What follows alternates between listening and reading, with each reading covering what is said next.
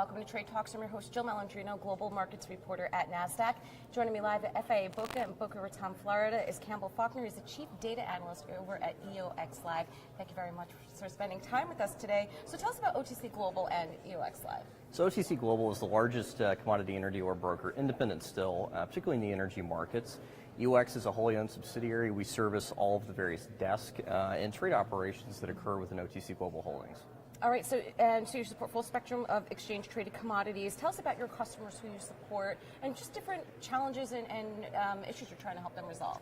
Yeah, so EOX in particular, we service all of our internal customers, and we also service our external customers who range from large integrated oil and gas companies, merchant energy traders, hedge funds, pretty much anybody who's going to require access to a large block market in the OTC commodity space, ranging from crude oil, natural gas, electric power, et cetera.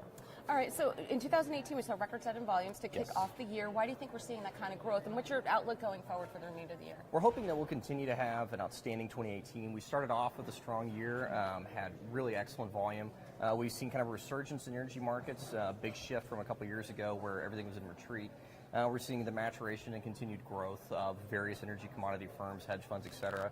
And we saw that play out very well in the first 2 months of 2018, so we're hoping that through the rest of the year we'll be able to provide a lot of liquidity back to our exchange partners, Nasdaq, NFX, CME, and ICE, as well as providing our customers the ability to transact in large block OTC volumes. Can you give us a high-level outlook in the energy space right now? Sure. So we're finally seeing a lot of the associated gas, crude oil and gas production.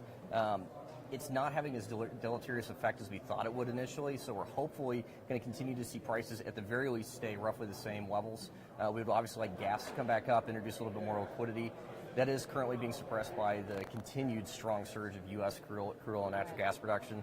Same thing, all the byproduct aspects of that of NGLs as well. We're hoping that we'll continue to see stable prices, hopefully generate more market interest and have a little bit more liquid speculative markets. So not as tepid as it was last year or the 2 years before, so we're hoping we'll kind of see a continual ramp increase in volumes and more trading activity. All right, well, Campbell, thank you very much for spending time with me at FIA today. And traders, thank you for spending the time. I'm Jill Malandrino, Global Markets Reporter at Nasdaq.